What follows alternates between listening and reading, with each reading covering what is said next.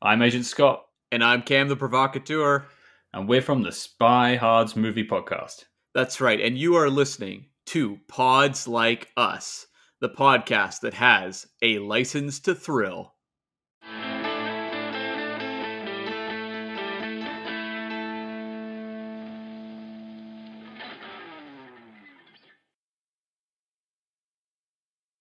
Hello and welcome to Pods Like Us. I'm Martin Quibell, known to my friends as Marv, and this time discussing the fantastic comic book film-related podcast, Stew World Order.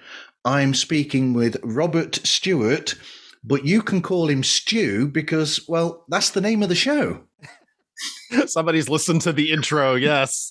I go by Stu. Name's Robert Stewart. I was just recording 2 days ago. I told you I recorded with Seismic Cinema, and they were like, so do you want us to call you Rob? Do you want us to call you Stu? I was like, I don't care. It's fine. We've Whatever had that works. before on my show. Yeah. Yours always confuses me because, I'm like, I know he goes by Marv, and yet I know I've also called him Marty. So You can call me either of those. Any name, therefore, so long as it's not late for a meal, then I'm fine. So, what was your first comic book experience? Probably my first comic book experience. I would have been young, like single digits, 7 or 8 years old.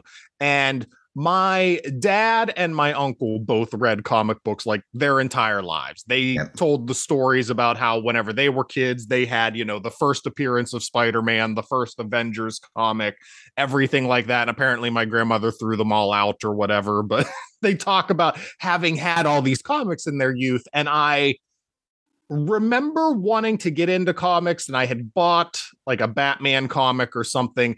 And I remember us sitting around and they were telling me like, oh, here are the characters you need to get into, like Wolverine and Spider-Man and stuff. And so it was just like, because I was young and I had these people around me who also read comics, it was just really easy to segue right into like, oh, what are the good comics? What should I be reading? And this was also back in the day where you could go to the grocery store, and the one around us, I live in Western Pennsylvania at a very popular chain around here. It's called Giant Eagle. It's a weird name when you think about it, but like I just grew up with it. So I'm like, yeah, Giant Eagle, the grocery store, of course. But I remember being a kid and I can picture in my head where in that store the spinner rack for the comics were. And it's so hard now because like I don't know how, if you're a kid, you get into comics aside from watching these movies that I talk about, because like they're not just out in the world where you are. Like I have to go to a comic book store if I want comic books now.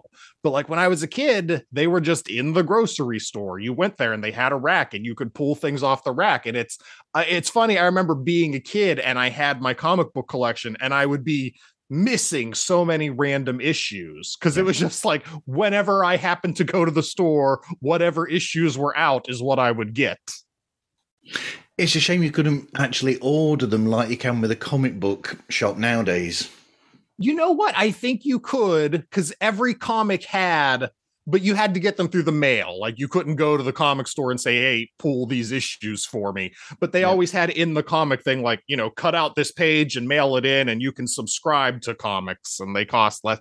It's weird that I never did that. You would think that I would have when I was a kid, but I was just happy with whatever I had, it's whatever I went to the store, whatever they had was great. And then by the time I learned that there were comic shops that had more of them, I would just go to the comic shop and say like, hey, hold the X-Men books for me and I'll get them all whenever I come in.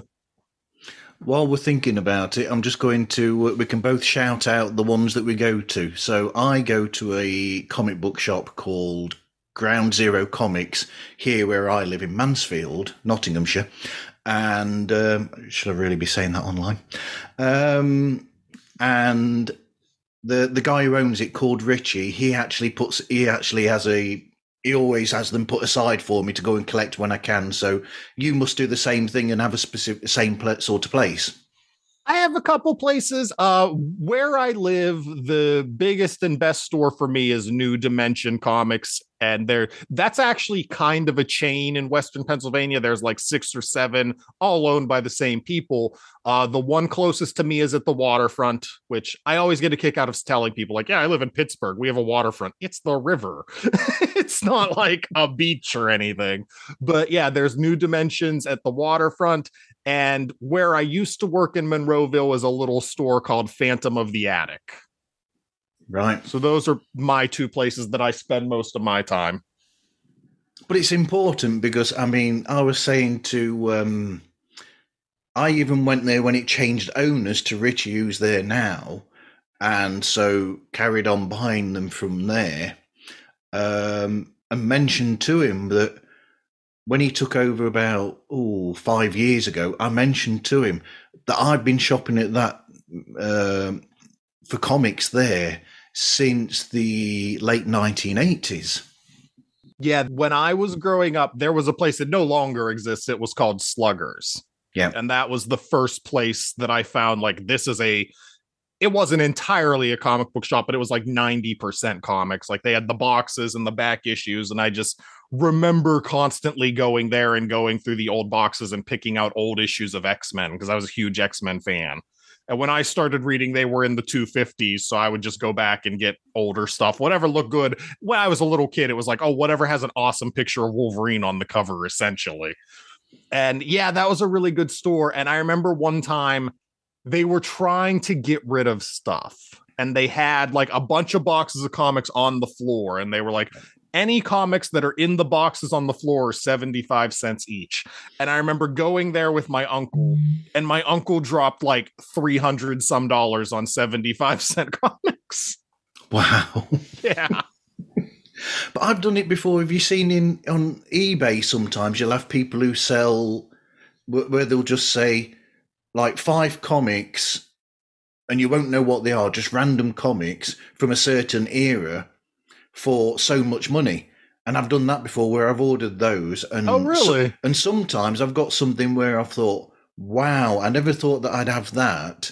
And one of the moments which some people, most people who don't know much about comics will not know, I got actually, during a few of those, I got the first 3 issues eventually of Human Fly.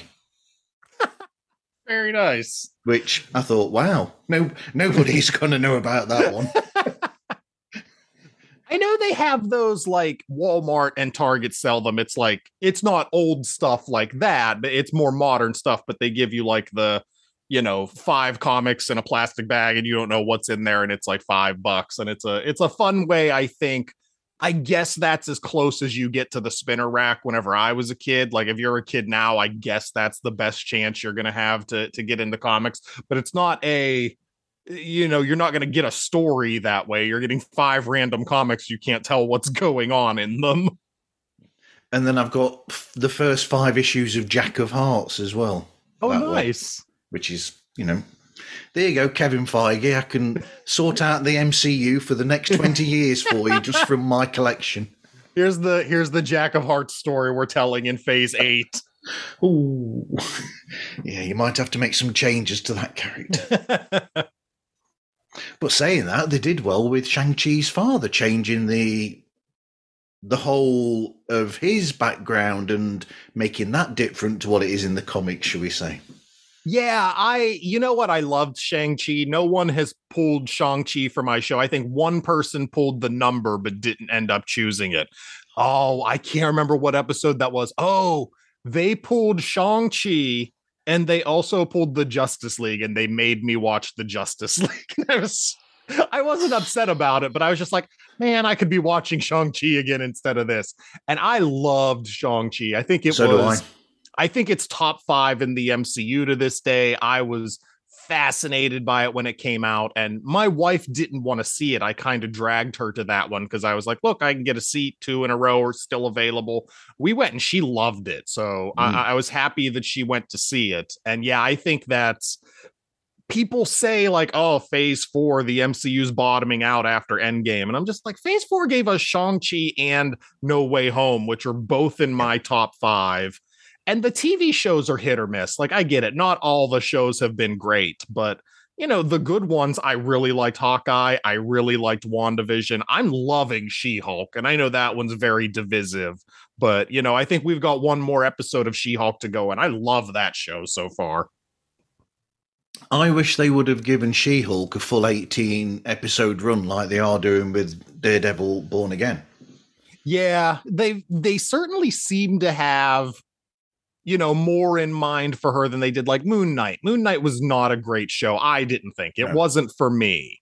And it just seemed like they had one story, they went in, they told it. But with She-Hulk, like, yeah, you could have done like 12 to 18 episodes and just done so many episodes of legal drama and just done this like comedic superhero Law and Order for a couple of episodes while you had the subplot in the background of the guys trying to get her blood and do whatever they're going to do. I'm going to go on record now and probably get people aiming things at me, but I think Shang-Chi is the best of the films of this phase. It's hard to beat No Way Home for me because it was just such a blast seeing all three Spider-Men, and I love Tom Holland, but unquestionably it's Shang-Chi and No Way Home for me in one order or the other. I think they're leaps and bounds better than everything else in phase 4 so far. And I say that as somebody who also really liked Multiverse of Madness. I'd have liked some of the extra footage in Multiverse of Madness, though. As you know, I've mentioned that before to you. Yeah, Multiverse of Madness was good. Yeah, it was fun. It just, yeah, I mean, it's hard to compare against Shang-Chi and No Way Home, though. Like, they were both just so much fun. And it was one of those things I never thought about how much I needed until I read that, like, oh, in Shang-Chi, Awkwafina is going to join the MCU. And I was like, of course she is. How did I not think about how much we need that? And it made me realize how desperately I'm now waiting for Dan Levy to join in some capacity. Like, Dan Levy as an MCU, like, best friend sidekick character. Come on, that's gold. Somebody get him in there. Well, we do need the Cena in the Marvel Cinematic Universe at some point, don't we? Really? We do. He's doing really well as Peacemaker, though. So I don't know if WB would want to give him up, but I love the Peacemaker show. For as much as I like She-Hulk and I love the Marvel movies, DC just keeps hitting home runs with their TV shows. So, let them do the Peacemaker, let them do the Harley Quinn show and Doom Patrol. Those are all fantastic. And, that's fine. Like, I'll let Cena stay there. I feel like eventually he might show up in the MCU, but we thought that about The Rock too. And now he's also in DC. So it's just great that, like, we live in this era where these A-list actors are doing these projects and I say this all the time and it's always true, like, how much I wish right now I could go back in time to, like, my 13-year-old self and tell him, like, there's going to be so much stuff in the future. Like, the comics aren't as good, but boy, the movies, the TV shows, there's going to be so many comic book TV shows that you're not even going to watch half of them. No. I mean, I should tell the teenage me that, the Thor that was in the Incredible Hulk film from back in the 80s, yeah. Young Marv, there will be a decent Thor in about 25 years. All right. Yeah. Wait till you see what they do with Thor. They cast this guy who's just brilliant at it, and you'll never picture anyone playing Thor again. That's a bad Thor. Terrible. I have to see if that movie's available somewhere because I'm not sure that movie's on my list, but it's probably on YouTube if I had to guess. I actually have a couple made for TV comic book movies that are on my show's list that you can only find on YouTube, and no one's pulled those yet, but someday. Well, can't you find that really bad version of Fantastic Four on YouTube? That's on YouTube, and that is on the list. That's one of the movies I'm talking about, but no one's pulled it yet. There was a 96 or 97, I remember watching a Generation X TV show that came out on Fox. That is on YouTube. It's on the list. That's on DVD if you really want to buy it. Oh, real? Well, I'm not a big physical media guy for the movies. I probably have like 3 DVDs to my name, but yeah, maybe. If it's got any behind the scenes, like, talks to the people making it, perhaps they'd say, you'd have somebody in commentary going, I don't know what we were thinking. Why did you cast a white girl to play Jubilee? Why did you cast a black kid to play Mondo? Why? We just didn't care. We're not even going there. No. I'm not touching that. I'm not touching that aspect of the films. No. Because let's face it, if you'd have had somebody who was, who looked correct according to the comics, then you would have probably have cast Stephen Lang as Nick Fury, because he looks very much like the Nick Fury from the older comics. Oh yeah. Paul Rudd as Nick Fury. That's no, Stephen Lang. The guy from Avatar. You said Stephen Lang, and I was thinking Scott Lang. And Stephen Lang. I love that guy too. He was in Avatar. He was in that horror franchise, Don't Breathe. Yeah, he would be a good Nick Fury, original flavor Nick Fury. Yeah. Yep. There's a role for him somewhere. Also, Paul Rudd is Nick Fury. Why not? Why not? No. Why not? I think they've cast really well with Paul Rudd as Ant-Man, as Scott Lang. Yeah, I mean, Paul Rudd's just so adorable. You give him any character that he can kind of have fun with, and it's going to work. And the interesting thing is there with Ant-Man is, people sort of like relegated the films to the sidelines of the Ant-Man. But I actually think that this third one will be integral to whatever the eventual end will be of this phase. Yeah, Kang is supposed to be in the next Ant-Man movie, and obviously they announced that the 5th Avengers movie is the Kang Dynasty. So obviously whatever happens in Quantumania is going to impact that Avengers movie.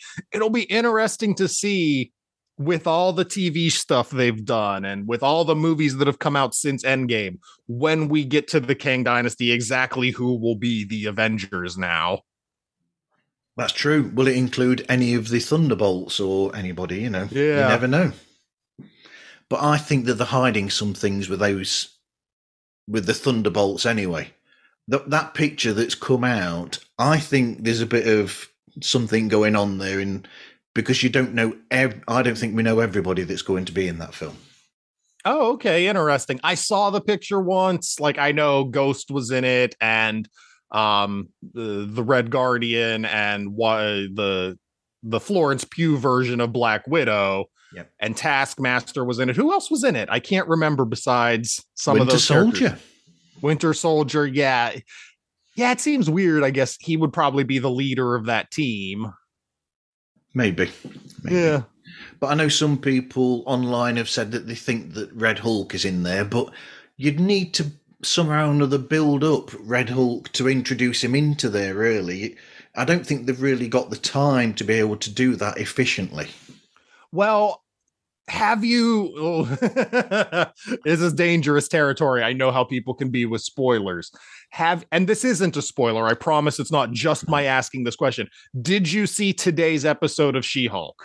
Not yet, no. Okay, because she mentions Red Hulk.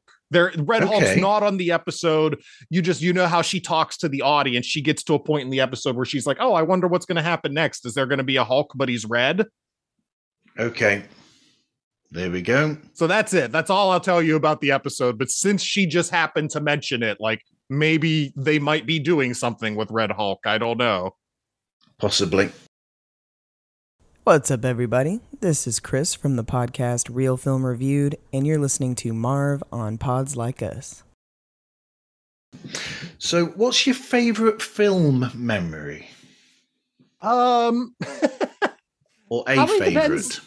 Probably depends on what you mean by. So, this was. I love going to the movies. I just am a huge fan of it to this day. I remember in the biggest throes of COVID, people saying like, oh, this will probably be the end of movie theaters. And I hope that's never the case. I hope movie theaters don't end until after I do, because I love going to them. But I've had such weird experiences at the movie theater, and like, you wouldn't think they're good experiences, but just because of how odd they are, I can look back on them fondly. Like, I saw the most recent Hellboy movie in theaters, and I just remember being in the theater and trying to watch this movie with my wife, but there was a single guy who came and sat just a few seats away from us in a trench coat, and my poor wife just wouldn't stop staring at this guy. She was convinced, like, oh, we're all dead because we live in America, and you gotta worry about these things. And I went to see a movie called The Covenant, maybe. It was a completely irrelevant movie that came out in the 2000s about hot dude witches. Yep. And I went and saw that, and this guy sat down to right next to me and the girl I was dating at the time, and throughout like the first third of this movie just ate an apple. And it's just like, who eats an apple in a movie? It's so loud and obnoxious. I had an experience where I went to see the first Ghost Rider movie. Yep. And we were the first people in the theaters. The second people in theaters sat right behind us. And I just remember this teenage kid behind me. During the entire movie, he's just reciting the dialogue back to the movie. Somebody in the movie asks a rhetorical question, and this kid behind me answers it. He has his feet up on the back of my chair. So like, I'm having to lean forward. And at one point during the movie, he sneezes, and it's quiet, and somebody else in the movie theater says, "God bless you," which is also weird to do. Like, why you're just God blessing random people who've sneezed in the theater. And this kid lost his mind, just started yelling, "Shut up, who said that?" And it's just so weird. Like, you go to the movies, and I'm making it sound terrible, but it's just, you put a bunch of people in this room, and you're just all told, like, shut up and watch this movie. And just the weird things that happen. Like, you go to movies, like I go to see a lot of horror movies. I love horror. If my podcast wasn't going to be about comic book movies, it would have been about horror movies. And you just see these people show up with like little kids. Yeah. And invariably, like 20 minutes into the movie, they leave. And it's like, well, what did you think was going to happen? What was the end game did you think there was going to be to bringing your 4-year-old to see The Exorcism? Wow. Wow. Like it happens way more often than you would expect. The amount of horror movies I go to see where people bring a little kid and then end up leaving like, I had no idea this movie would do this. I am aghast. Mind you, I went to go and see Basic Instinct having no knowledge of what the film was about. I mean, don't get me wrong too, because like, I grew up in the 80s with bad parents. Like when I was single digits old, like 6, 7 years old, I was watching all the Jason movies. So like, I get it, but it's like not in the theater. My parents didn't take me to a crowded theater and plop me down to watch Jason at 6 years old and not expect me to cause an uproar in the theater. Now I need to find out what Sean's first memories of, from Review It Yourself, what his first memories are to have made him the way that he is. Scary memories, I'm sure, for Sean. So, do you know what? I think I should... Shall I go to that question now that Sean sent in? Let's have a look. Let's see if you can hear this. Sean here from Review It Yourself. That's Review It Yourself. I know I have to speak quite quickly. Anyway, thanks to Marv from Pods Like Us for asking me to send Stu from Stew World Order, or because it's Halloween right now, Boo World Order. Nicely done, Stu. Very imaginative. I just thought I'd send a quick question. Marv asked me to send a question. And for people wondering, don't worry. I'm hoping to be on Pods Like Us soon. I'm working on it. Scheduling, you know. So, Stu, my question for you is, what is your favourite scene in Batman and Robin?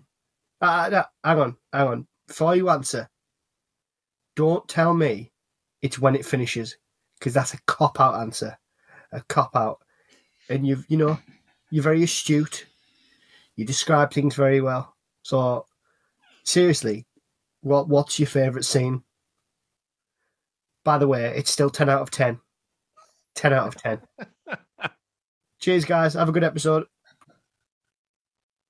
Sean irrationally loves that movie on a level that I just can't accept. So my favorite scene, you know what? I gave Batman and Robin some credit whenever we talked about it. Because I mean, the whole point of my show is we're going to talk about a movie. We're going to give every movie at least 2 ups and at least 2 downs, because I believe, like, hey, you got to be fair.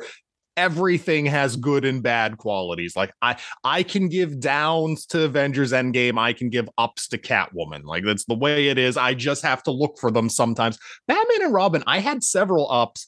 I would say my favorite scene in Batman and Robin is almost any time Poison Ivy is on stage, because Uma Thurman is just going for it in that movie. And I said this was one of my ups in the episode, is like, she is clearly the one person who looked around and was like, I see what movie I'm in. This is fine. This isn't Kill Bill. I'm not trying. This isn't something that I need to have any pretense that I'm doing an artsy film. She just went in and she purred her lines and she delivered everything like Shatner. And, you know, God bless her. Schwarzenegger also seemed to have a lot of fun, but he's Schwarzenegger. Like, you know what he can do in weird roles. But like, to see Uma Thurman just go into that movie and just 100% embrace the campiness of it, anytime she was on screen. I'll agree with that. Absolutely. It's a bit like, and it's not a good film, but Jim Carrey knows what film he's in with Batman Forever, but nobody else does in that film. Because I've covered both movies on my show. Someone pulled, even the score pulled Batman Forever, and Sean and Bill came on as a team and they pulled Batman and Robin. And genuinely, Batman and Robin is a better film, because Batman and Robin knew what it was. It felt like when they went from Tim Burton to Joel Schumacher, Schumacher clearly wanted to make Batman 66 stuff. He wanted to make Adam West Batman stuff.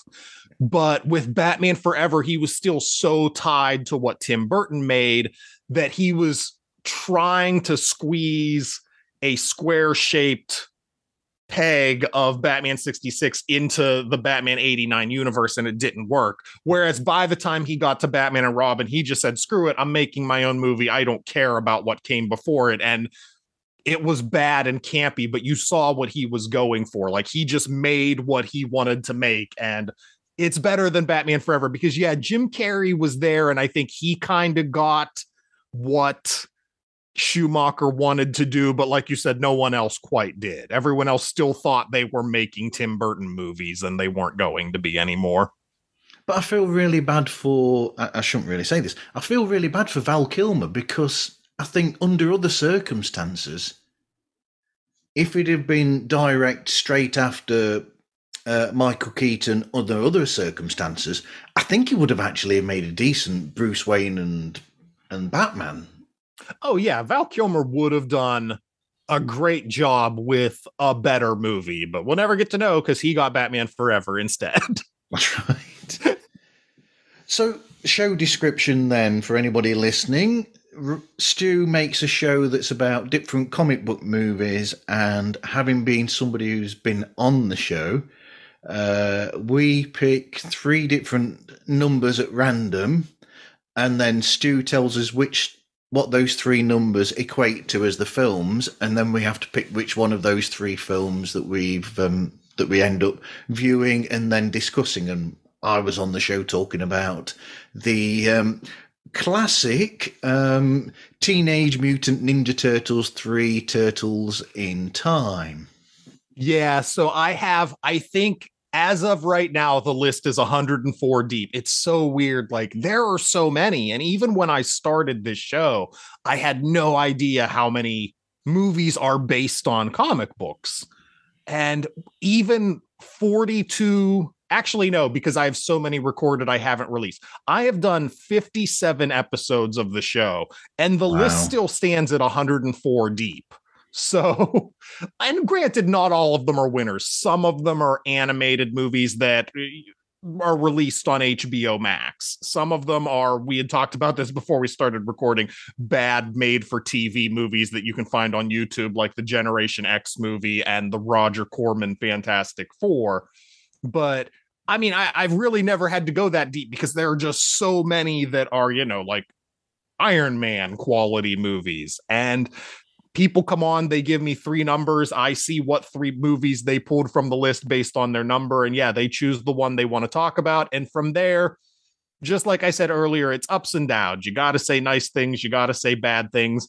Then at the end of the episode, we give it a rating out of 10. And I usually come up with some kind of talking point, which I'm very bad at. It's usually like the middle of the episode. I'm like, crap, I didn't come up with a talking point. Here's what it's going to be. Because I know for Turtles in Time, we talked about time travel in movies. Because it just came to me while we were recording. I was like, well, I need an idea.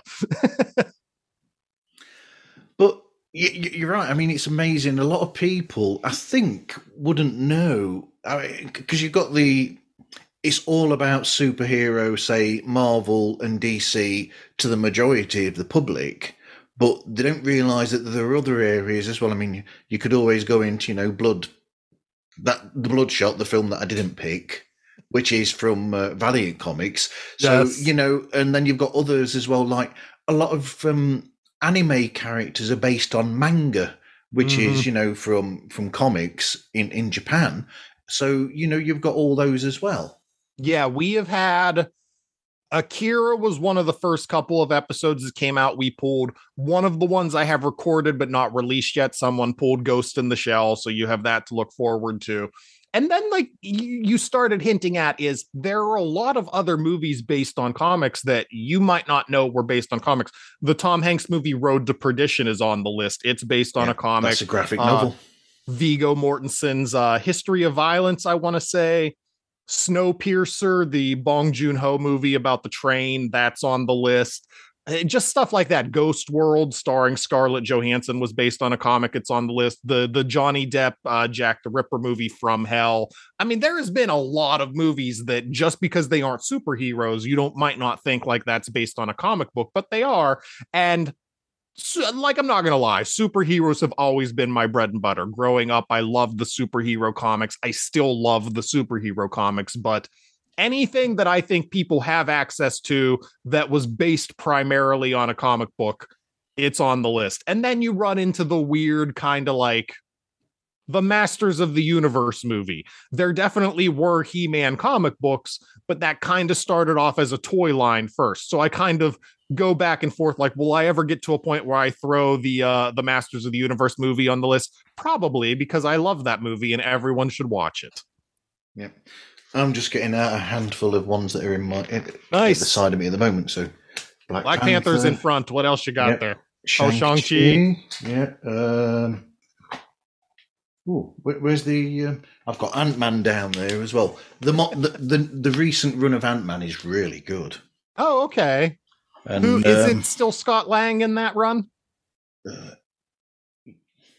Yes. Okay. I think so. Yep. Okay. Yep. There's been so many Ant-Mans in the comics. I wasn't sure if the current comic iteration was still Scott Lang or Eric O'Grady or what, or if they went back to Pims.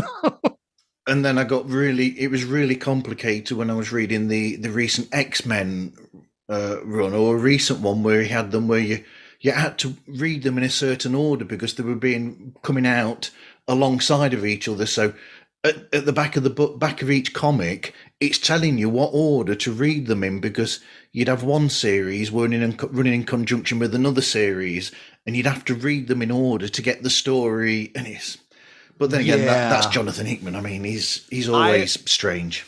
I'm wondering, is that the X of Swords storyline that you're talking about? Because I was reading 2 or 3 of the X-Men books, but I wasn't reading the entire line of X-Men books. I was reading Excalibur, Marauders, and another one I can't remember. And they came out with X of Swords. Oh, X Factor was the other one I was reading. And they came out with X of Swords, where it was just this big 20-some issue crossover where they wanted you to buy every single X-Men title. And I was just like, no, I'll just stop instead. How about that? I'll just, instead of getting me to read all the other books, I'll just stop reading the ones I am, because comics are $5 an issue. I'm not doing this anymore. When it was the 90s and they did those crossovers and comics cost $1, fine, whatever. I'll buy like some issues of Thor and Silver Surfer I don't normally read so that I can get a whole story. But like comics are $5 now. I'm not buying every X-Men comic for titles I don't read just to get a story. People who've only seen the film of Civil War, you're very lucky, because the amount of comics we had to buy to get all of that story from all of the different comics that had all bits in them to do with that main story, there were so many of them. Yeah, and there was a book called Civil War. It was 6 issues long. You'd think that would be by itself the entire Civil War storyline, but like as you're reading Civil War, between issues 1 and 2, stuff has happened, and between issues 2 and 3, stuff has happened. Like you don't actually see where Spider-Man turns on Iron Man's side in the Civil War book because that happened over in Amazing Spider-Man. So you go from like issue 4 of Civil War to issue 5, and all of a sudden Iron Man's hunting down Spider-Man, and it's like, yep, gotta read these other books. I don't know what to tell you, but they want their money, man. They do. I'm going to have to go and fetch my charger for my laptop because it's just suddenly told me that my battery's going. I thought it was in here. Oh dear. This will look good if I put it out on video.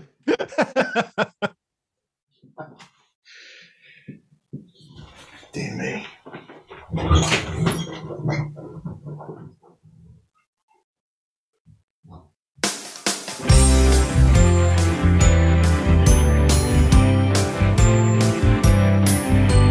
Hello to all of you boys next door, mums and dads, new weds and nearly deads. Introducing Dangerous Amusements, a brand new podcast where we talk about the music of Elvis Costello. I'm Stu Arrowsmith, and in each episode I'll be joined by a special guest to chat all things Elvis, and I'll be asking them to help me compile the ultimate Elvis Costello playlist.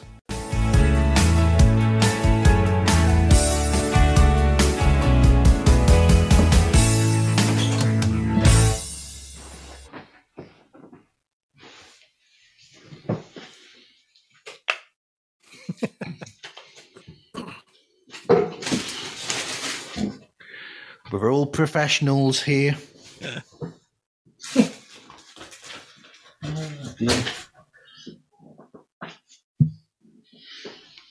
And we're back. Short commercial break.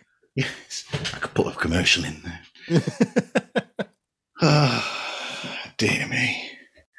I'm sure I was going to go somewhere with that. I don't know, but you know, I think they've only touched the surface, just going on a tangent. I think they've only just touched the surface with Valiant Comics, because there's a lot of comics that they brought out that I think would really, really work wonderfully in a film basis. Like, I mean, I bought a lot of comics in. I don't know if you know it. Is it Ivar, the time traveler or something? Ivar that travels through time or whatever, and that's a really good comic from Valiant. And then you've got what's the one, the samurai warrior that I've got as well? Oh, Rao or Rai? That's the one. Yep. Yeah, that would be good. I could see now that they have, CGI looks so good, you could do a really good Magnus robot fighter. I know Archer and Armstrong is much more lower to the ground. You could easily do a TV series or something with those. I think that's perfect for a TV series. That one, I've got a lot of those as well. Yeah. And there's a ton of stuff at Image. I think most of it would probably look better as a TV series, like something like Sex Criminals. Like, you're not going to make a movie out of that, but I think you could make a really good TV series out of that. Saga would be tough to translate into anything. It would have to be a high budget TV series, but you really couldn't do it justice in a 2.5 hour movie.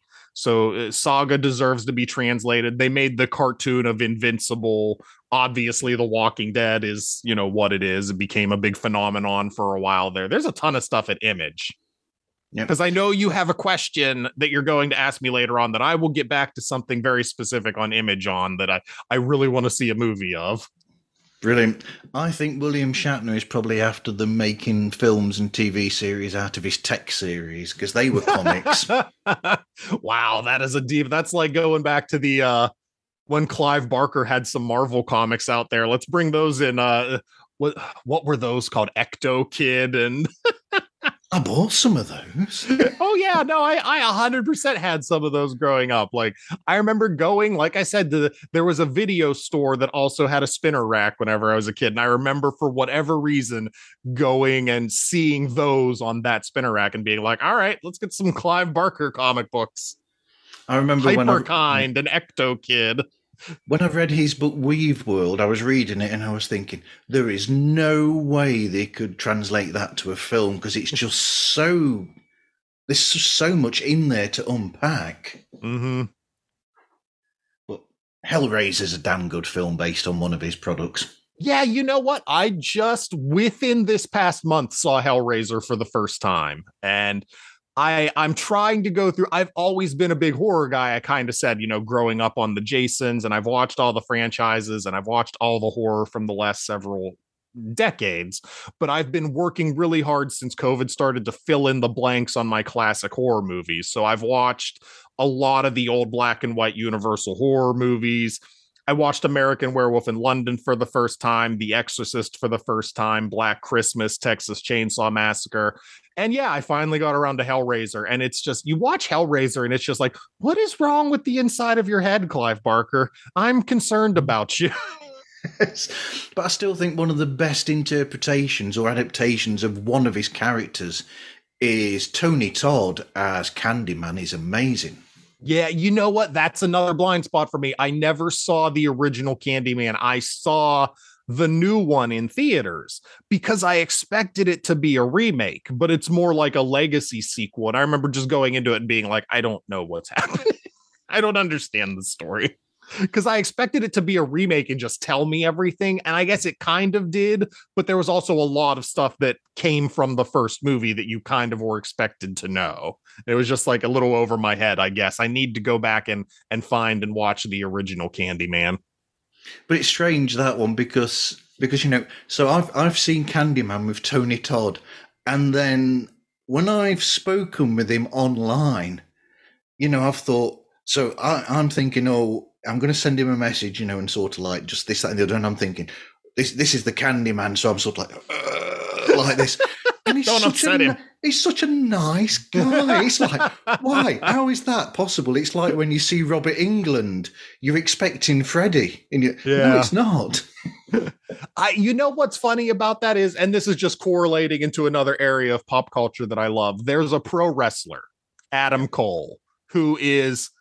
he can really only play a heel. He can only play a bad guy. He's been a bad guy almost his entire career. Apparently in real life, everybody thinks he's the biggest sweetheart and everybody loves this guy. Like you'll get all these different wrestlers who have major like beef with each other and hate each other. But you ask them like, well, what do you think about Adam Cole? They're like, oh, he's great. So it's like, apparently to be a really good bad guy, you have to start off in real life by being a really good person. And then you just let everything out once the camera's rolling. It's all acting, really, I shouldn't say that.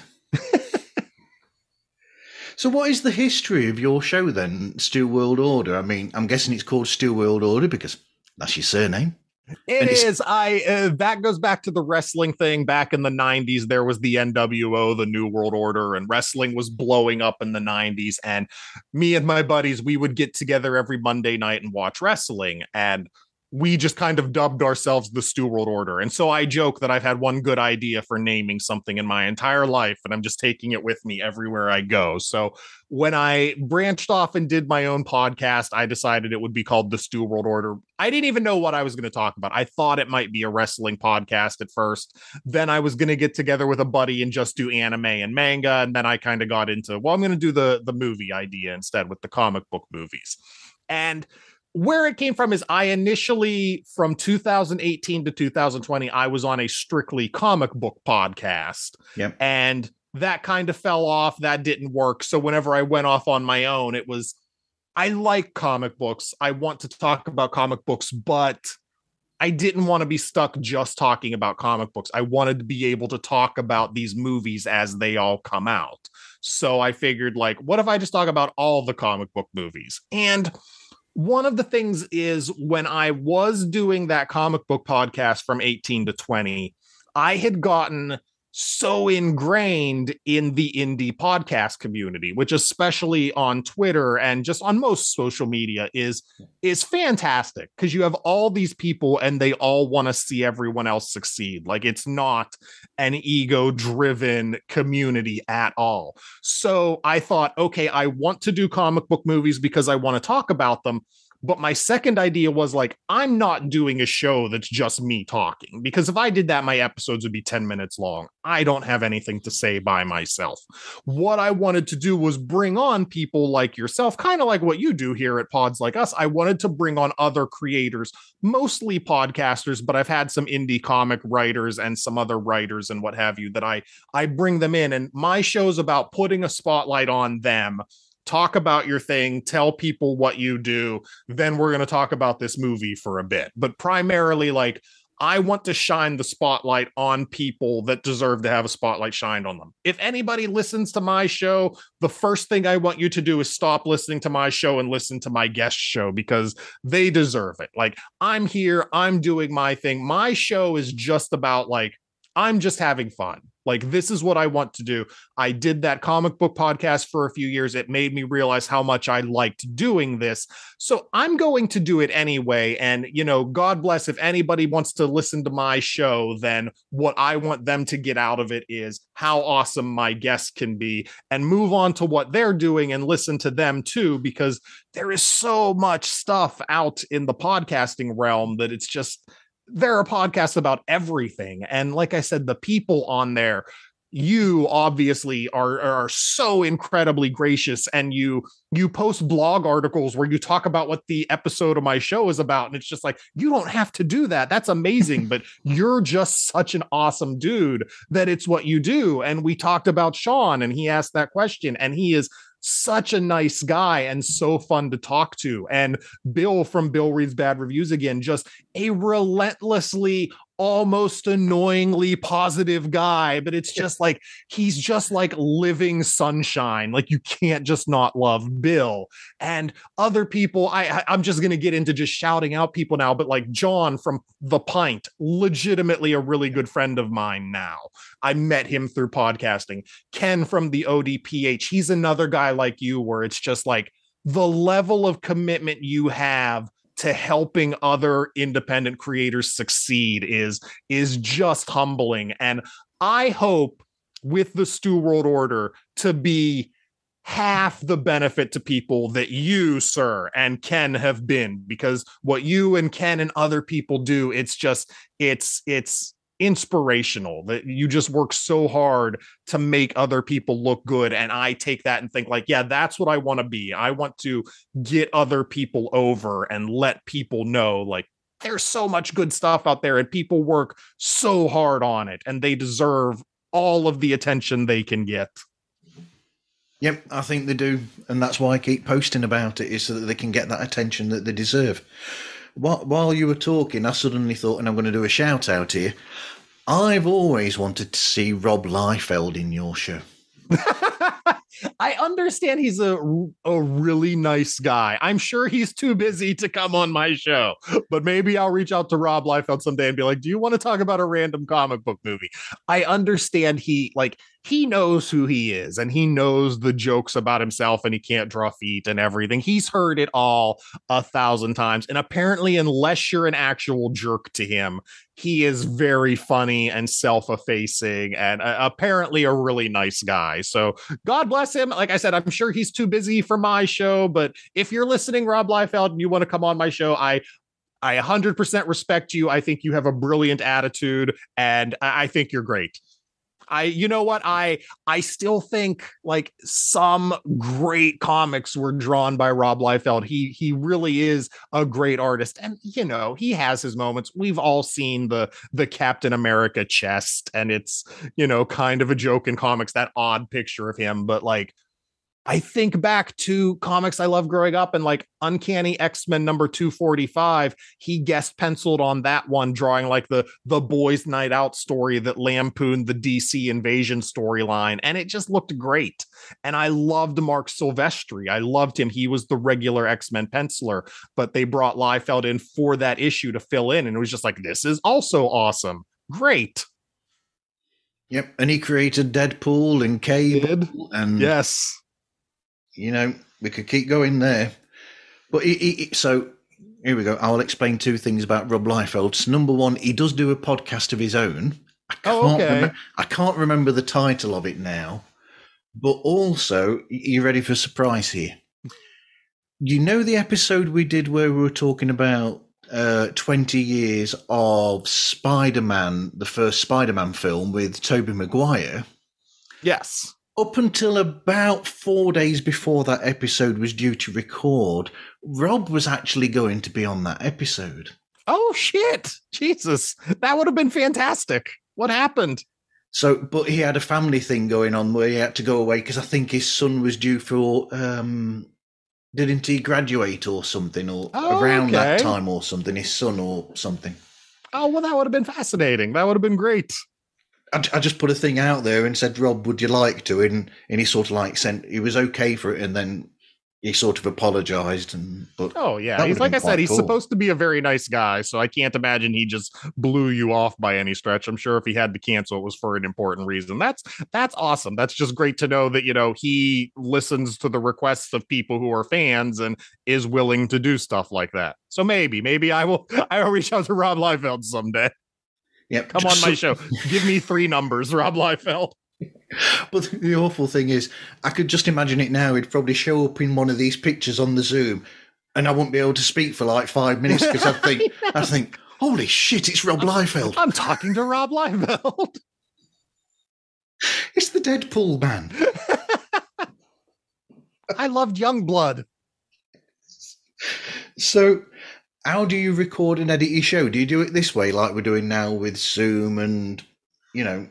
I am something of a old-fashioned dinosaur, and I still mostly use Skype because it's whatever works best for me. I know that nowadays we have StreamYard and Zoom and all kinds of different systems, and I have, for other people's shows, used a bunch of different things. I still find Skype works the easiest for me. And for a while there, I did just record the conversation, then go through and edit as best I could. Probably around episode 30 something, I started doing the separate audio tracks because it just gives me more control. And in cases of people accidentally talking over each other, it's so much easier to clean up and make things sound better. So I usually record my end in Audacity, have my guest record their end as either an MP3 or a WAV, send it to me. Then I match it up and put out the show. But yeah, still using Skype. And it's one of those things like, anytime I have a new guest who hasn't been on my show before, and I'm like, so are you on Skype? They give me that weird look where it's like, no, but I guess I'll download it.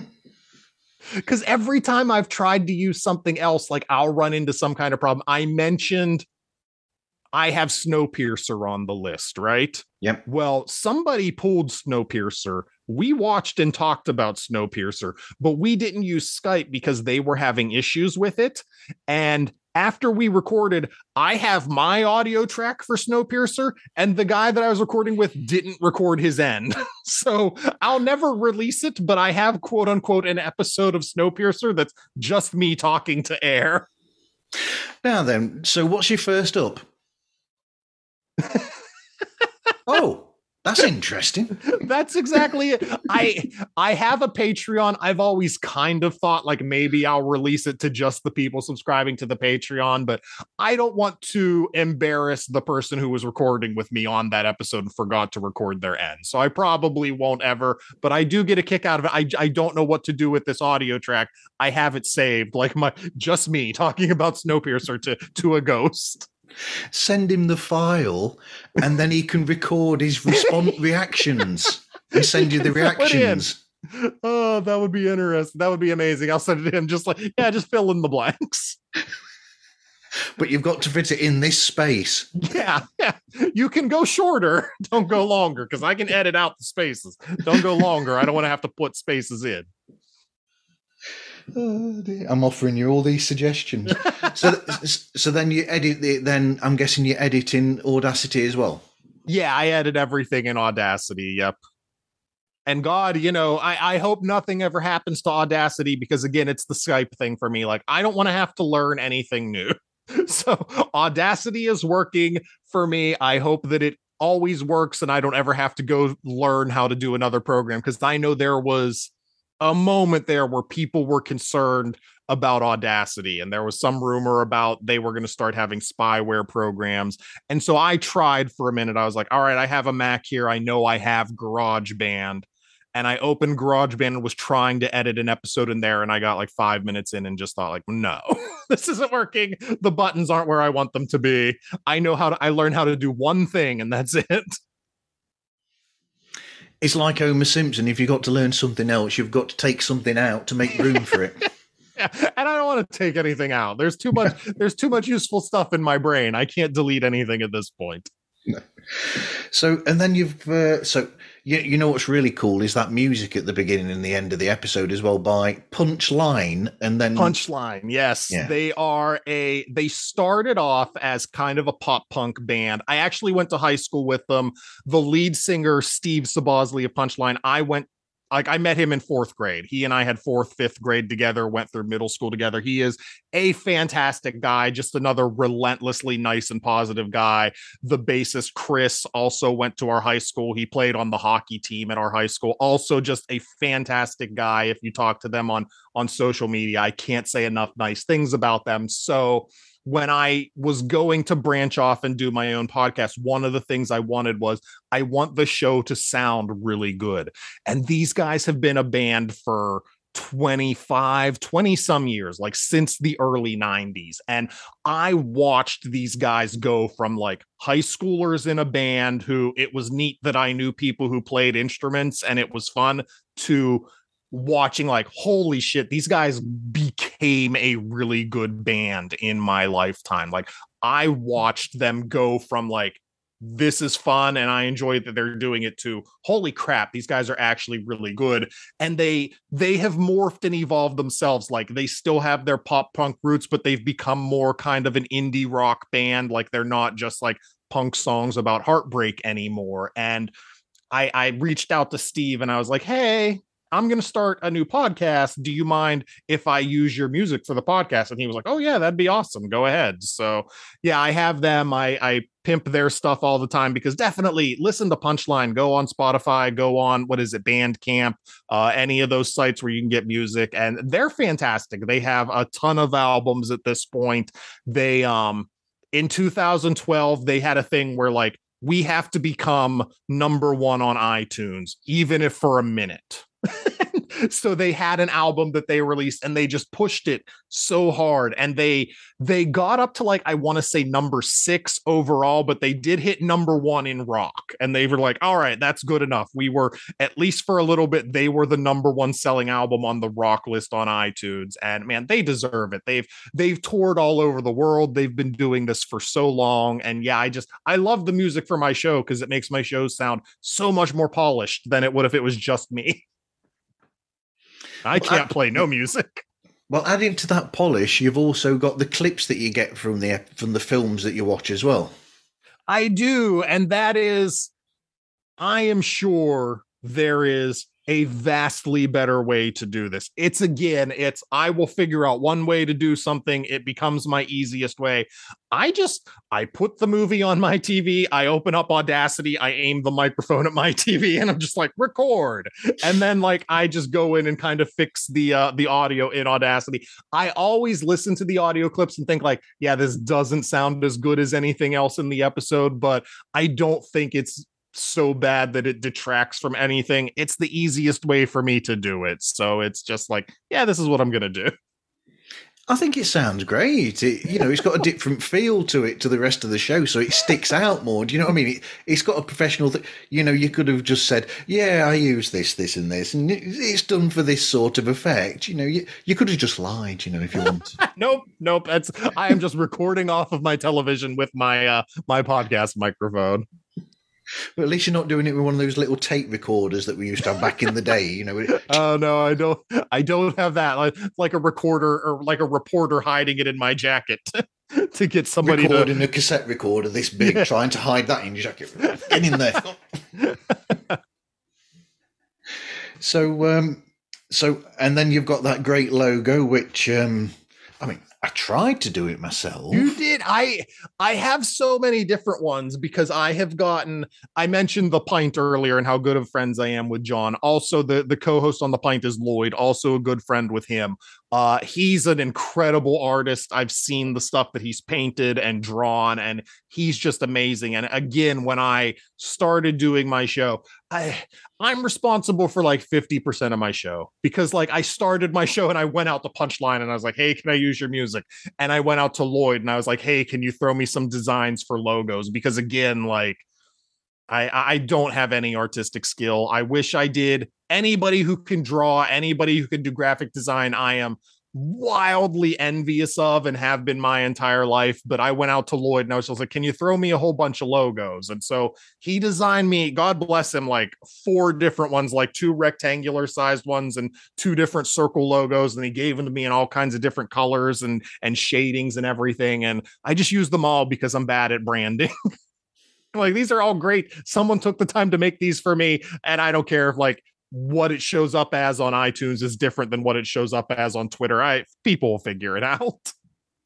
I'm going to give something else away about both of us now, which is that I think one positive about our show is that we rely on other podcasters because they know what they're doing. They know what they're doing. So we have other podcasters on our shows because then we just ask them a question and let them do what they do for a living. Off you go. Yeah, they have skill sets I do not have. Like, I am trying to learn how to do videos now. I started a Patreon, like I said, and my Patreon is basically me experimenting on people. Like, I'm going to make videos. Let's see how this goes. Because again, like, I have a Mac, I can throw things in iMovie, and it's all very kindergarten level, but I have a lot of fun with it. Like, I make it seem as cheesy as possible, or like I just have like stupid fireworks effects show up on my face and it says like, ta-da. And it's just like, why not? Because I'm just having fun with it at this point. So we're going to come to this bit that were you looking forward to this or not? What is it? Top 3 comic book films. That is, on the one hand, almost impossibly hard because there's so many that I love, so many that like I would put on Letterboxd as like a 5-star film.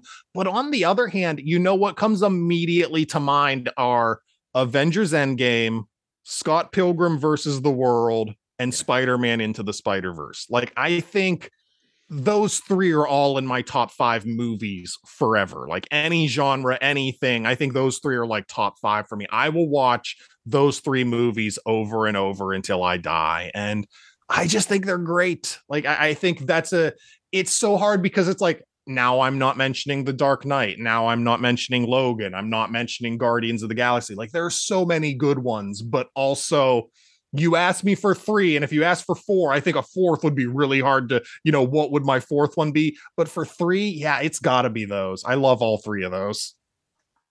I've only done one of them for the show. I did Avengers Endgame way back on episode 4. No one has pulled Scott Pilgrim or Spider-Verse yet, so I very much look forward to talking about those still. Well, I think Spider-Verse was a game changer in many ways. Personally. Yeah, and the weird thing about Spider-Verse is I didn't want to see it. I remember it coming out, and I remember thinking like, it was back in the day when I had my comic book podcast, and I thought, all right, I'll see it for the podcast. But other than that, I wasn't excited about it. And I remember being in the movie theater, and 15 minutes into that movie or so, I was just like, this is incredible. Yeah. Yep. But there's certain bits as well that, with the Miss Marvel series, there's certain bits with that where there's things that effects that are used, and it sort of like made me think of Spider-Verse in some ways. Like, you'd have Miss Marvel walking along, and then you'd have something happening graphically on a wall somewhere, which was similar to the sort of effects that you'd have with the Spider-Verse. Yeah, the Ms. Marvel show, I had really weird mixed feelings on. I absolutely adore Amon Villani, and I want her to be the center of the MCU going forward. Make her the center of every movie. I think she is just radiant, and you hear her talk about Marvel properties, and she has such genuine energy, and she was great on that show. But I think, like, to what you're talking about on the show, it started off with that in like episode 1 and episode 2, and then those effects kind of fell off, and I thought like that was a miss. Like, keep going with that kind of stuff because it made the show feel different. It gave it a vibrancy and something, and almost like little Easter eggs that you could grab onto and go, oh, I noticed that, and I noticed that. And yeah, like you said, as the series went on, that graphic side of it went down, and it went just to being a TV series. Yeah, I thought that was kind of a miss because, like you said, it very much, the first episode in particular made me think of Spider-Verse with the stuff going on around her, and it was such a good flavor that they kind of tailed off on. And hopefully, when we see more of her, and I'm sure they'll do a season 2 of her show, I want them to bring that back and not drop it off. There's got to be a series 2, and I'm looking forward to the Marvels film as well to see what's going on. What's going on there? Why has Captain Marvel suddenly appeared there? And where is she? What's going on? Yeah, how do they all come together? Ever since they announced The Marvels, I've wanted that movie to come out, and that's that one because of COVID. It keeps getting pushed back, and it's just like, no, I want this movie. Give me this movie, because I could be in a minority, but I really, really liked the first Captain Marvel movie. And like I said, Amon Villani is a revelation as Kamala, and Monica Rambeau in the WandaVision show, she was terrific. And it's just like, yes, I want all 3 of these characters in a movie. And I don't want to wait. I want it right now. Perhaps they put in that order so that they don't give... It's strange because it's almost like, some films... You think, oh, they've not put a trailer out for that yet, but perhaps they haven't put a trailer out for that yet because something happens in something that comes before it that trailer would give away. Yeah. I don't even know when they've pushed the Marvels back to. Hopefully it's still relatively early 2023, but yeah, ever since they announced that one, that's been like one of my big targets. Like, I have to see that one. I'm very excited for that one. And I've still not forgiven Marvel for putting the character of Hulk in the advertising for Infinity War when he wasn't even in the film. I'm like, no. You know what? I get what you're saying, but I kind of love that, like, because one of the biggest complaints about movies nowadays is that the trailers give everything away.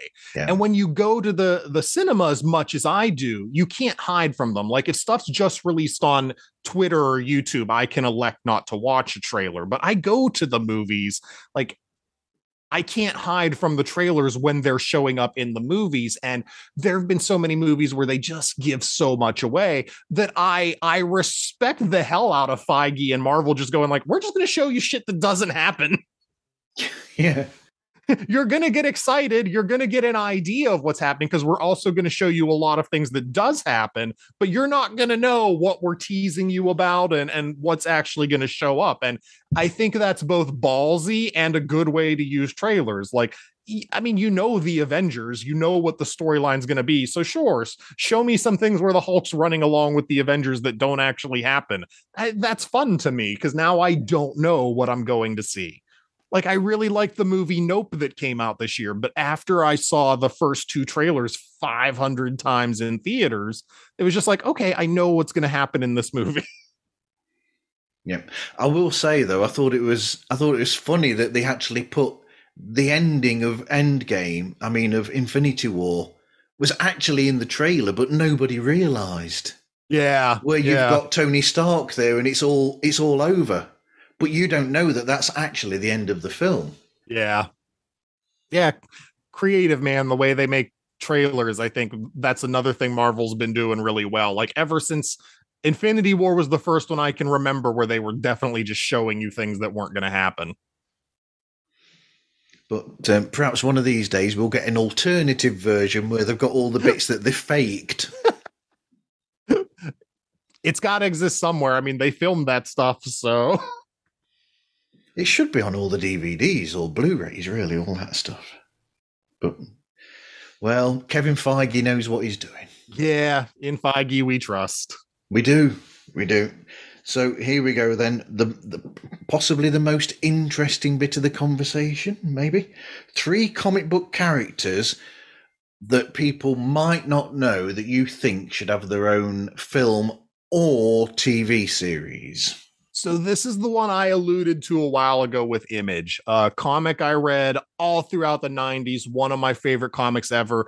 And again, now that we have the technology to do this and make it look fantastic, I want a Savage Dragon movie. He was one of my favorite characters. I loved his book so much. Eric Larson's creation for Image Comics, that so much of Image when it was created was a cash grab. Like, I get their intent was like, we're going to go for creator owned freedom and everything. But when those guys separated off, they were mostly artists and they just came out with characters that looked like what they did at Marvel and wanted to be a cash grab.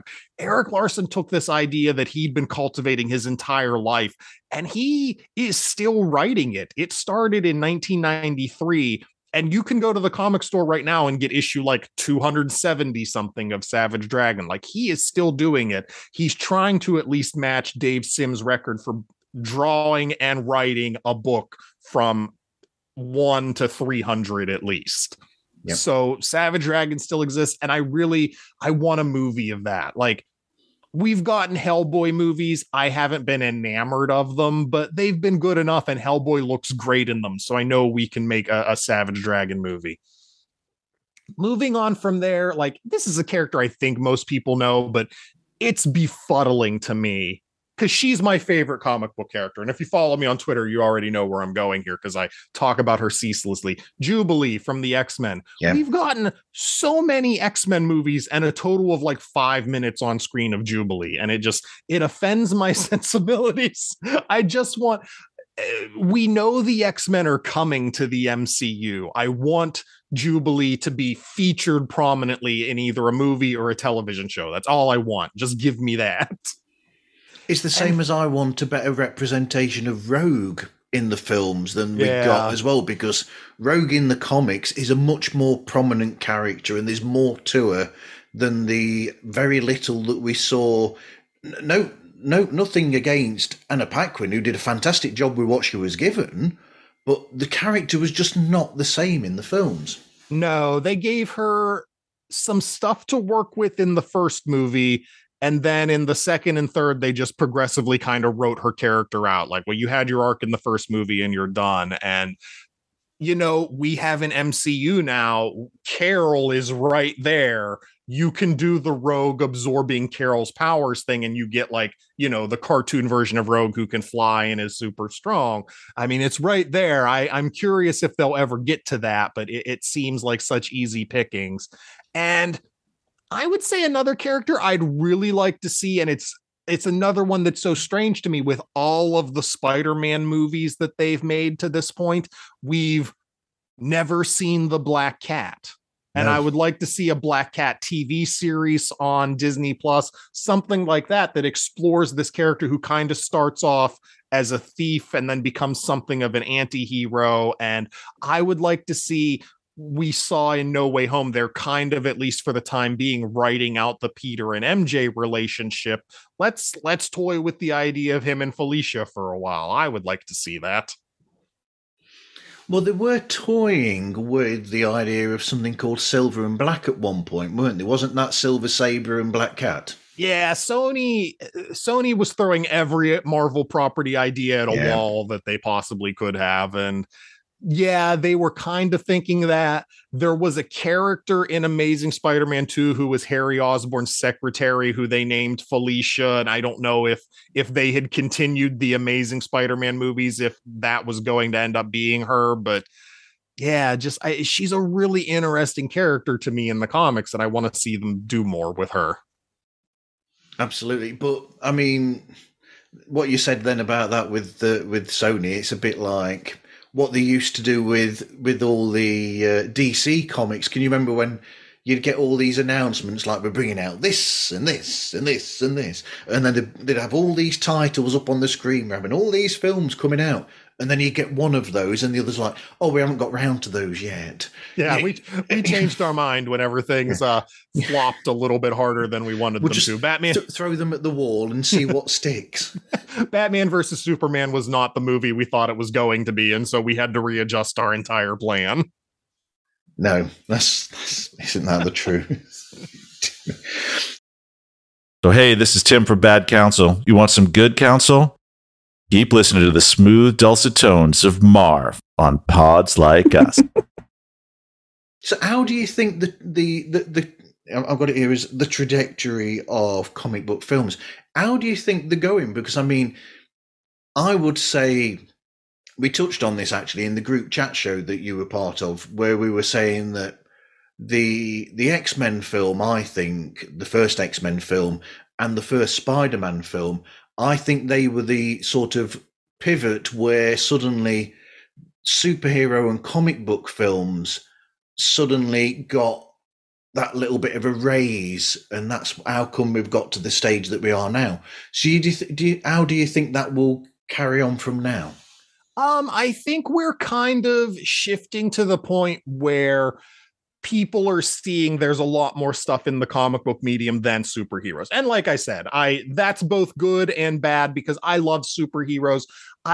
There's always going to be this notion of like, oh, well, there's other stuff in comics than these superheroes, which is kids stuff. And it's just like, no, because you can tell really good superhero stories, and Marvel and DC have, that doesn't necessarily make the superheroes kid stuff. But at the same time, there are so many other great properties that you could still translate into TV shows or movies. Like, how many years has Sandman existed? And we just got a Sandman TV show, and it was great.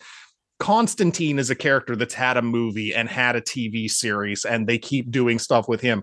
Again, you're going back over to the Image side of things. I mentioned Saga, I mentioned Sex Criminals, but there's also Monstrous, for example, is a great fantasy book that, I mean, you could make a TV series out of.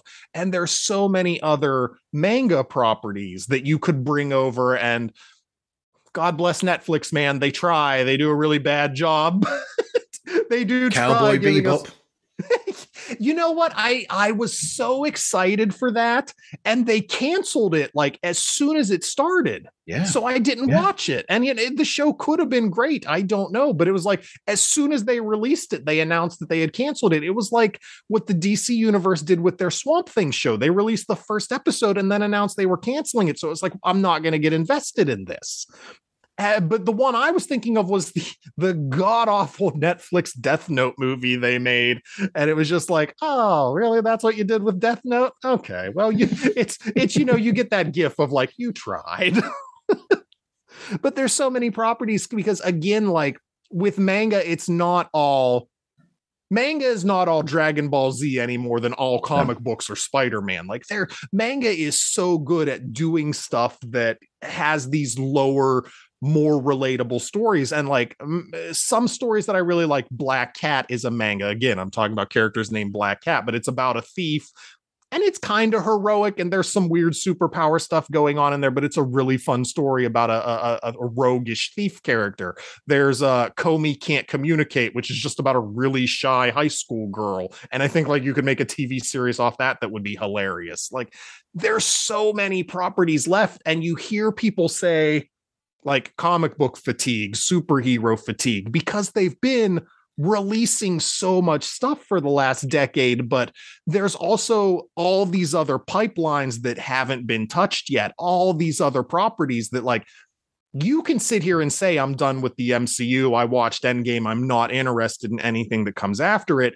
but don't let that write you off from, like I said, if they ever release a monstrous TV show, like by all means watch that, because I bet it would be great. The Sabrina the Witch show that, you know, they kind of adultized and made a new version of that was really good. And I'm glad people didn't just let the, you know, I'm sick of superheroes turn them off from watching stuff like that. It's always hit or miss though, because like, why The Last Man? Fantastic comic. When they finally got around to making a TV show of that, I didn't watch it, but I've not heard good things about it. So it's real hit or miss, though. The problem with why The Last Man, I think one of the problems that they had was because they'd left it for so long to actually adapt it, in a sense, where the world had changed in such a way that they had to change the way that the story was to make it relevant to now and the way that things are now, whereas back then things were completely different. But it's it's not the easiest story to actually put across. Yeah, I mean, you would think like people like kind of post-apocalypse stuff, which is what it is, and it's not going to be sci-fi or CGI heavy or anything. It's mostly going to be acting. I didn't watch it, so I can't attest to what failed it. I don't know if the acting was bad or that, like you said, if they just translated it to a different era poorly, but it's weird to me that one flopped. It's a fantastic story that it's based on, though. I think that's one of the greats. Brian K. Vaughan, man, like it's ridiculous. You look at everything Brian K. Vaughan, because he's also the guy that does Saga. He's done Ex Machina. He's done just so much stuff that Brian K. Vaughan has done. And you're just like, Brian K. Vaughan, leave some ideas for everyone else, okay? You don't get to write every good comic book that comes out, okay? Slow down. Definitely. But I mean, I've said to people before, you know, that looking at slightly changing the subject a bit, X-Men, I've always thought that now that it's reverted, that they have the control over it in the MCU, the X-Men, I actually think that X-Men used to work best, or it works the best most of the time when it is actually a continual, so it's a story that's told over a certain amount of time in the comics. Most of the best stories are that way, like, you know, the original, oh God forbid, you know, please leave the Phoenix Saga for a few years. We've had 2 bad versions already. Yeah. All right. So, but that is over a long period of time. So in a sense, I think introducing the X-Men, to my mind, if I was doing it, I'd probably do it as a series to start with, because of the amount of characters that you've got to get in there. Well, the interesting thing there is when you're talking about the X-Men, you're absolutely right. You had Chris Claremont writing the X-Men for 20 years. Yeah. So you just had one guy writing the entire X universe side of things in Marvel, essentially. And so he had this vision, and everything he did was leading to something else that he was going to do. And nowadays, and for the last like probably 2 decades in comics, like you just don't see runs like that as much. You see like somebody comes on for 10 issues, then they leave and they rebrand the title with a new issue 1, and somebody's in for 20 issues. And so it's hard to get that unified vision of like one big continuous story like Claremont told. And I think with Feige being in charge of the MCU, you have that. Like you have somebody who can sit down, and that's probably what they're doing right now, wherever, like in Universal Studios or wherever, I don't know, where they're sitting down somewhere and they're probably writing like the X-Men timeline for the next 10 years of Marvel movies and stuff. And, you know, God bless them, because for as big as the Marvel universe is, the X-Men universe is almost just as big. Like there are almost just as many X characters as there are Avengers, Spider-Man, Thunderbolts, everything else they've done. So yeah, I mean, like once they decide to push the X-Men button, which I think like they're doing a good job, they can hold off on that as long as they want, because it's not going anywhere. No. But once they decide to push the X button, you've got a whole nother universe essentially that you can just start creating. I mean, people online who have talked about this, I think in some ways they don't realize that, because people have said, oh, why are they going for Fantastic Four? And they've not mentioned anything at all about the X-Men yet. And the reason for that is that Fantastic Four, despite the versions that we've had before, although I will say, there's good and bad bits about the ones that we've had, to be honest. Yeah. But it's an easier property to be able to put out there. Whereas, like you said, the X-Men universe is so enormous and, like you said, almost the same as the whole of the MCU or Marvel, everything else. You've got all that in one comic series to try and put in there. It's a longer game that they've got to play in essence to get them in there. So they make little hints here and there in the series and in the films that I think is really clever with how they've done it. Slightly altering Miss Marvel, and then I loved that little bit of the music there when they mentioned about the mutant gene. I heard that, and so these little hints are almost like a gradual building to it. Yeah, I mean, this is very much an oversimplification, but the Fantastic Four are 4 characters. You can just bring them in and integrate them with everyone else you have, and they will feel right at home. The X-Men universe is 200 some characters. And I mean, granted, I'm kind of dismissing on the Fantastic Four. You've got villains like Annihilus and Doom and Galactus. So there's more than just the 4 members of the 4, but you're essentially, it's 4 characters that you're just going to push in and they're going to fit in with everyone else. But the X-Men, yeah, you've got to handle that differently. That's going to be a much slower build because they have to figure out okay, while we've been telling a decade's worth of MCU storylines, where have mutants been? They've got to figure out how you introduce these characters all of a sudden. And then, like I said, do you start right off with Wolverine and Cyclops and Storm? Do you start building off maybe with Kitty Pryde or some other characters that people aren't quite as familiar with from the movies and the TV shows? Give us a Jubilee show. Make that the center of the X-Men universe. Make me only happy, and that's fine. But I mean, you just have so many characters that, I mean, the method of attack that you have for how you want to do it, you've got 10 or 12 different roads to look at. For the Fantastic Four, it's one road. You've got these 4 characters. You're going to introduce them, and that's it. For the X-Men, you could ask 20 people, how should you introduce the X-Men to the MCU? And you're going to get 20 different answers. Yep. But I will say the recent announcement with the Deadpool 3, I think that is really clever how they're doing that. The fact that then that will possibly be the first sign of an actual X-Men characters in the MCU as such. And I think that's a really smart move to use because you've got in Deadpool alone, you've got a character who is aware and is breaking down, the fourth wall or whatever, and so you've got a character that's perfect for actually introducing that into there.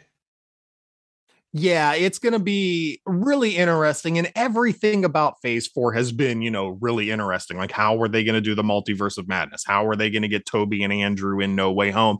And now the next point is, what are they going to do with Deadpool? And we know Hugh Jackman's playing Wolverine, but we know Hugh Jackman's not going to be Wolverine in the MCU. So how is this going to work? And it's so neat that there's just so many things one at a time. It's the next thing that comes up is well, how are they going to do this? And yeah, that is pretty much the next biggest step is all right, well, how are they going to do this? So it's just, I really want to see.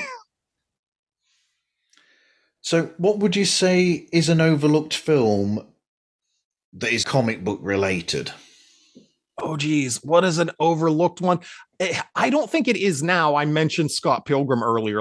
I think Scott Pilgrim has hit cult classic status, but boy, it bombed hard whenever it came out in theaters, despite the fact that I saw it 3 times opening weekend. But that's kind of an overlooked one by the bigger aspects of society. I'm trying to think of smaller ones. I don't know. It's hard to say. I would say, yeah, it's going to be Scott Pilgrim for me. There have been some other ones. I think V for Vendetta kind of came out and people kind of forgot it existed, but it's still a really good movie with an incredibly strong Natalie Portman performance. I'm excited to get to watch that someday for my show. So that would be up there for me. With all the discourse that has happened around Zack Snyder, because Zack Snyder is his own thing now. Like there are people who build their entire personality around loving Zack Snyder's DC movies, and then there's the rest of us that are like, these aren't that good. But 300, like we all kind of forgot he did 300, and that movie was incredible. Like he's clearly talented.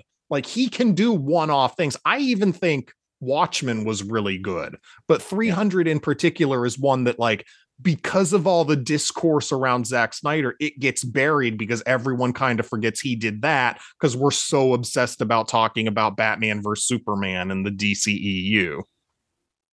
Yep, I will shout out the Watchmen. I think the director's cut of Watchmen is incredible. I'm not sure I've ever seen the director's cut. I know I saw it in theaters and I know I've seen it on DVD. I don't know if I've ever seen the director's cut. I'm sure if Zack Snyder did it and it's director's cut, it's 3.5 hours long. That's about how long it is, actually. That makes sense. But I will say, even the theatrical cut of Watchmen, I think, is as good of an adaptation of Watchmen as you're ever going to make. Like, that's a nigh impossible story to adapt. And he turned it into an action movie that looked great. And that's the best you're going to do. I enjoyed watching Watchmen and the cast he got for that movie. God bless Zack Snyder. I may not love his movies, but he gets casts like Henry Cavill and Ben Affleck as Batman. And you had the cast with what's his name? Jackie Earle Haley as Rorschach and Jeffrey Dean Morgan as the comedian. Just a brilliant cast for Watchmen. Absolutely. Well, Jeffrey Dean Morgan, that's him in the DC universe essentially twice then, because he's also the father of Bruce Wayne. He is, and is The Losers a DC property or not? I want to say The Losers might have been a Vertigo book, which was one of DC's imprints. So he was on that. He could theoretically be in the DC universe 3 times. He's in Watchmen, he's Batman's dad, and he was in The Losers. But then if you expand it now that Disney owns, Fox, Chris Evans has been in two Marvel characters. I've heard a lot of people talk about that. It's like, if they do any multiversal stuff, don't bring Chris Evans back as Captain America, bring him back as the Human Torch. Yes, like not as the Human Torch in the new Fantastic Four going forward, but like bring him back for like the Deadpool movie for a hint, or like in a multiverse scene, like in Multiverse of Madness, just have him show up and just everyone be like, oh, hey. No, have him as both at the same time, and then they both be either side of Deadpool. You'd have Deadpool going, huh? What? Captain America accidentally says flame on. Yes. Dear me. Hey there, this is Bobby with the Rock Guys Podcast, and you are listening to Marv Smooth on the Pods Like Us podcast. Check him out.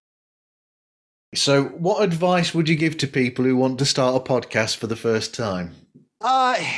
This almost sounds harsh. I think too many podcasts start off as this notion of, we're just going to record ourselves talking because it's funny to us and other people will enjoy it. Like, possibly, but probably not. Like, I think you need an idea for your show. You need a gimmick. Like, I do a movie podcast, trust me. So there are a billion movie podcasts in the world. Like, if you're going to talk about movies, you need a gimmick. So for me, I came up with the random draw system and the way we talk about it with the ups and the downs and then the talking point at the end of the episode. Like, just, I'm not saying like you don't need to be like a pro wrestler, but you need to have some kind of gimmick. Like, what is it about your show? And the one I will always point out at, another shout out to another fantastic show, The Contrarians.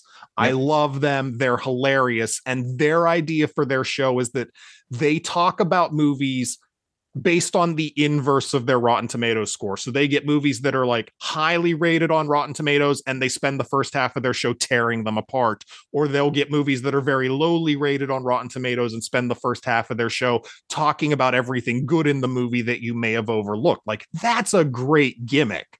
And just the name alone, because it's called the Contrarians, because their logo is we're right and you're wrong, like, it makes you want to listen because you think like, oh, I'm gonna argue with these assholes, and then you listen to the show and it's a funny, intelligent show that just has a really funny gimmick and isn't trying to piss people off. So that's what I'm saying is like, if you're going to talk about something as broad as like movies or true crime or something like that, get something you can hang your hat on, or do something like Bill Reed's Bad Reviews, man. Like, he talks about movies by going online and finding the really weird, like 1-star reviews people have left about it.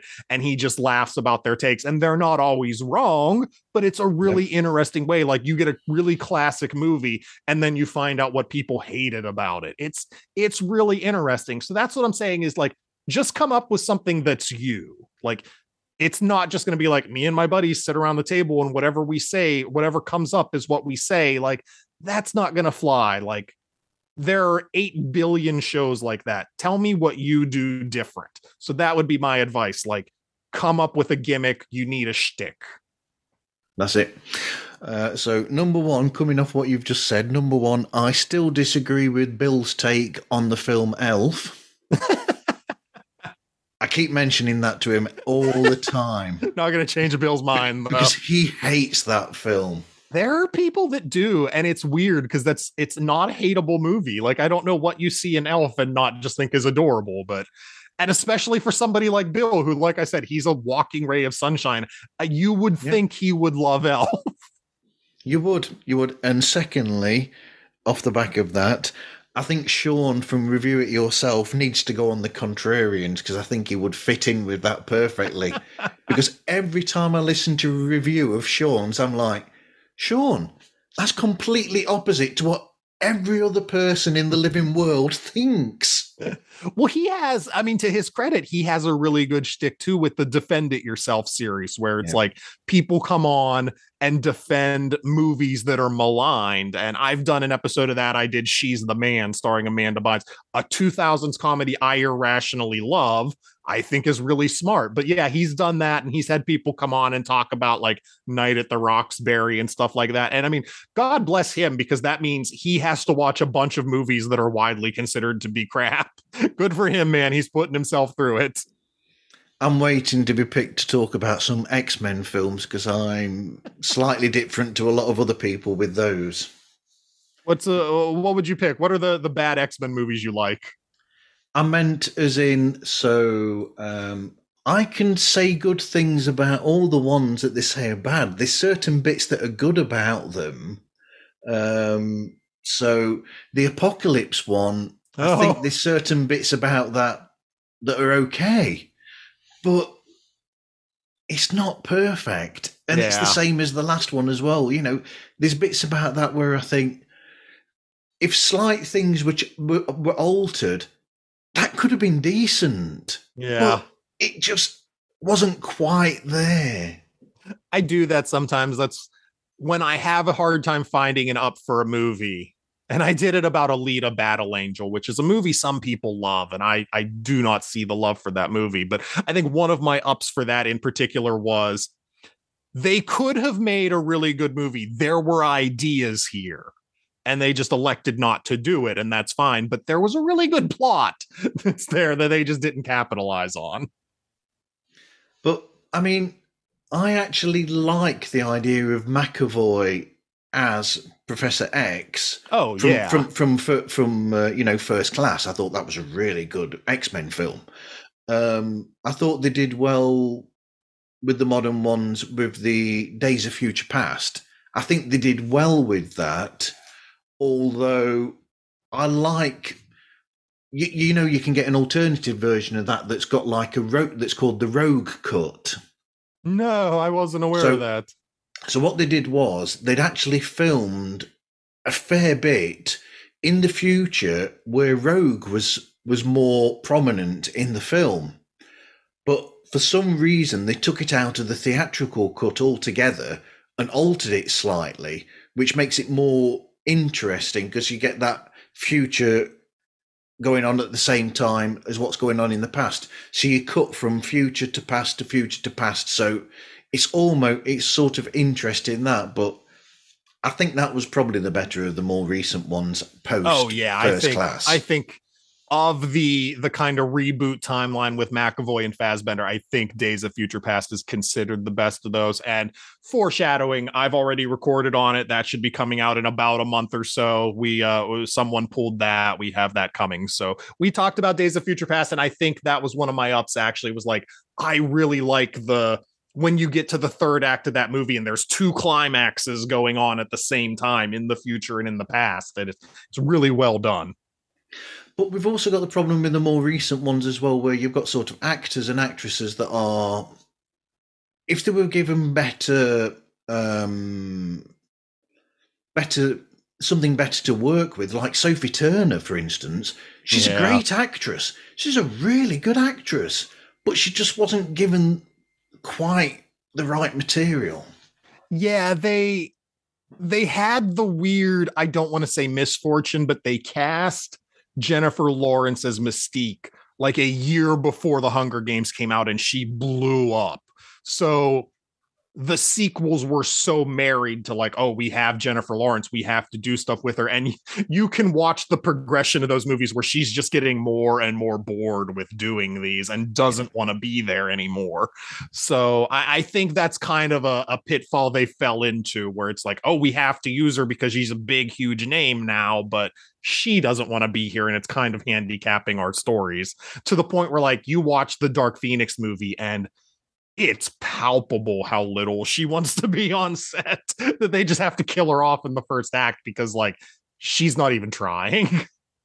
Well, they could have, if they'd have thought about it, they could have just sidelined her and just gone, there, you're not in the films anymore, because I don't think she was that much of an important character anyway. No, she wasn't. But like and granted, the Days of Future Past storyline, Mystique is a very important character in the comics, so it makes sense that she's important in that. But like, why is she such a big deal in Apocalypse? Like, she has nothing to do with that. Like, why is she still such a big deal in this story arc? But like, you've written off all of the other X-Men. Like, Banshee's not still around.